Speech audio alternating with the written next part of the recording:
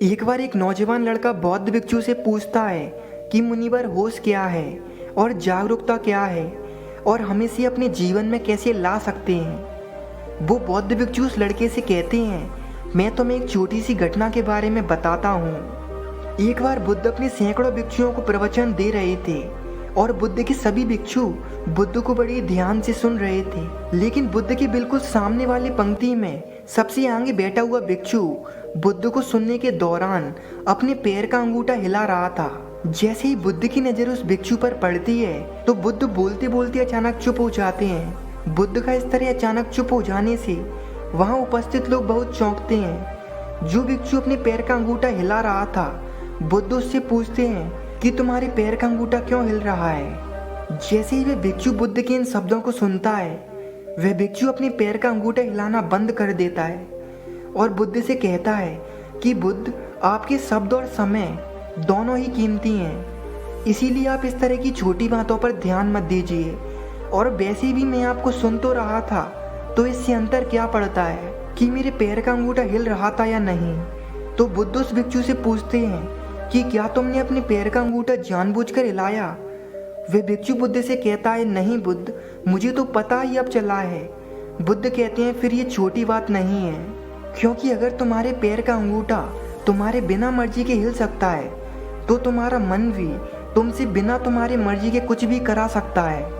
और यही कारण है कि व्यक्ति ऐसी पाप कर देता है कि जिन्हें करने के बारे में वो व्यक्ति सोच भी नहीं सकता था। उसके बाद भिक्षु बुद्ध से कहता है कि बुद्ध, मुझे क्षमा कीजिए, और जिसे मैं छोटी समस्या समझ रहा था, ये तो बहुत बड़ी समस्या है। कृपया कर आप मुझे बताइए कि इस बड़ी समस्या से छुटकारा कैसे पाएं। बुद्ध कहते हैं, होश के द्वारा और जागरूकता के द्वारा। वह भिक्षु बुद्ध से पूछता है कि होश क्या है। बुद्ध कहते हैं कि होश का अर्थ है जाग कर देख लेना। क्या तुमने ये ध्यान नहीं दिया कि तुम्हारे पैर का अंगूठा हिल रहा था, लेकिन जैसे ही तुम्हारा ध्यान उस पर गया, वह हिलना बंद हो गया। पूरे दिन में जब भी याद आए, खुद को जागरूकता के साथ देखो कि तुम क्या कर रहे हो और क्यों कर रहे हो। तुम्हें बेहोशी में जीने की आदत है, इसीलिए तुम बार बार होश खो देते हो, लेकिन तुम्हें बार बार होश को वापस लाना है। धीरे धीरे तुम पाओगे कि तुम्हारे अंदर एक ऐसा जागरण पैदा हो रहा है जिसे बेहोशी में बदलने का कोई उपाय नहीं है। उसके बाद वे बौद्ध भिक्षु उस नौजवान से पूछते हैं कि तुम इस घटना से क्या समझे। वह नौजवान लड़का कहता है कि होश का अर्थ है खुद को देखना।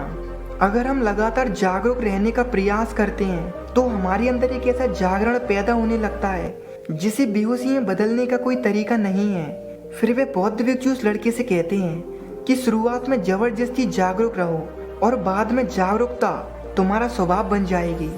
दोस्तों, जब आप जान ही चुके हो कि जागरूक होकर कैसे जिया जाता है, तो साथ ही साथ आपको ये भी जानना चाहिए कि बुद्धिमान व्यक्ति कौन होता है और हाँ, हम बुद्धिमान व्यक्ति कैसे बन सकते हैं। दोस्तों, एक बुद्धिमान व्यक्ति कभी नहीं कहेगा कि वे बुद्धिमान है, इसीलिए नहीं कि ऐसा करने से उसकी बुद्धिमत्ता कम हो जाएगी, बल्कि इसीलिए क्योंकि वे ऐसा करने की व्यर्थता को देख पाता है। दोस्तों, गौतम बुद्ध के जीवन से जुड़ी हुई एक छोटी सी कहानी जो आपको बताएगी कि वास्तव में बुद्धिमान कौन है। एक नगर में एक लड़का रहा करता था और उसका दिमाग बहुत तेज था। उसकी खासियत यह थी कि वह किसी भी चीज़ को बड़ी जल्दी और आसानी से सीख लेता था। जहाँ अन्य लोगों को किसी काम को सीखने में महीने या वर्ष लगते थे, वहीं पर वह लड़का उसी काम को सीखने में कुछ ही दिन लगाता था। उसकी बातें दूर दूर तक फैल गई थीं और कहा जाने लगा था कि उस व्यक्ति के जितना बुद्धिमान कोई नहीं है। परंतु वह व्यक्ति तो जानता था कि वह भीतर से क्या है। हर व्यक्ति जानता है कि वह भीतर से क्या है, चाहे वो बाहर से कुछ भी दिखाए।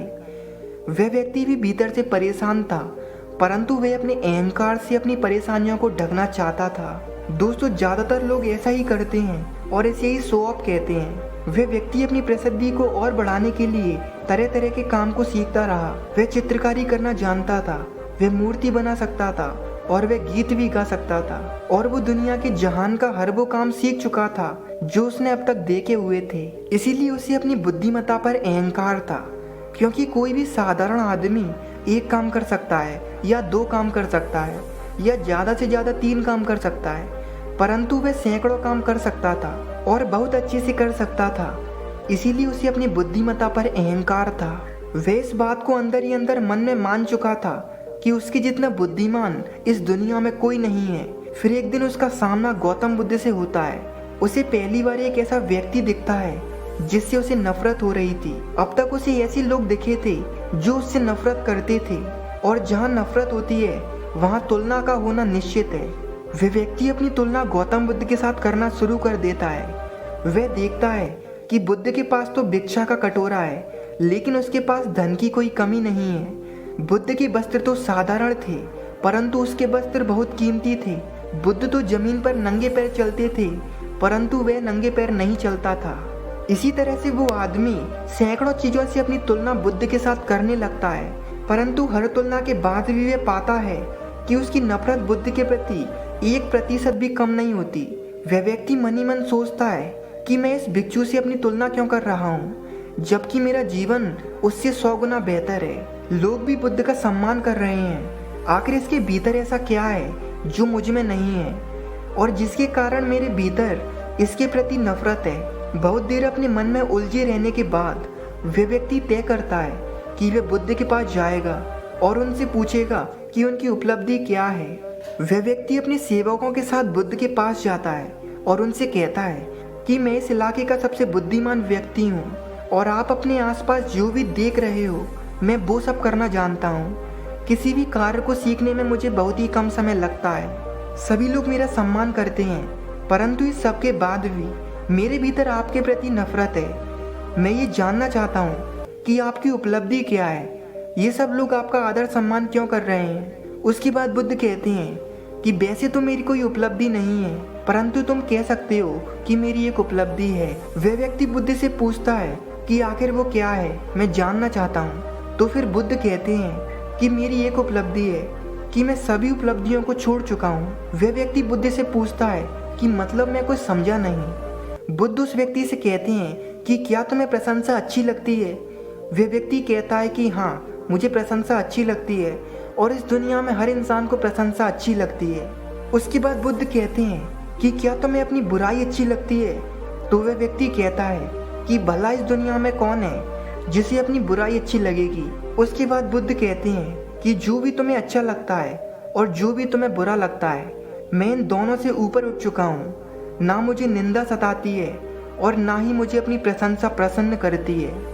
बस यही अंतर है मुझ में और तुम में। और उसके बाद वह व्यक्ति बुद्ध से कहता है कि परंतु ये कैसे संभव है। बुद्ध मुस्कुराते हैं और उस व्यक्ति से कहते हैं कि तुमने सैकड़ों काम सीख लिए, लेकिन एक सबसे जरूरी काम जो तुमने नहीं सीखा। वह व्यक्ति बुद्ध से पूछता है कि वह कौन सा काम है। बुद्ध कहते हैं कि अपने मन को नियंत्रित करना। क्या तुमने सीखा है। बुद्ध की बात सुनकर वह व्यक्ति समझ जाता है कि उसकी नफरत का कारण यही था। उसके बाद बुद्ध उस व्यक्ति से कहते हैं कि जिस व्यक्ति ने सारा संसार जीत लिया हो, लेकिन उसने अपने मन को नहीं जीता, उसने इस दुनिया में कुछ नहीं जीता। और जिसने अपने मन को जीता परंतु अपना सब कुछ गवा दिया, फिर भी उसने सब कुछ जीत लिया। क्योंकि वास्तव में बुद्धिमान व्यक्ति वही है जो अपने मन का शासक है, जो अपने मन पर राज करता है, वो नहीं जो अपने मन का गुलाम है। गौतम बुद्ध के इन शब्दों को सुन उस व्यक्ति का अहंकार टूट जाता है, और वे व्यक्ति बुद्ध से कहता है कि क्या आप मुझे अपने मन को जीतना सिखा सकते हैं। बुद्ध कहते हैं अवश्य सिखाऊंगा, परंतु मैं तुम्हारी सभी उपलब्धियों को छीन लूंगा। फिर उसके बाद वह व्यक्ति बुद्ध से कहता है कि मैं तैयार हूँ, क्योंकि ध्यान ही वही तरीका है जिससे आप अपने मन को बस में कर सकते हो। दोस्तों, यदि ये कहानी आपको अच्छी लगी हो तो कमेंट जरूर करना और बताएं कि ये कहानी आपको कैसी लगी। धन्यवाद।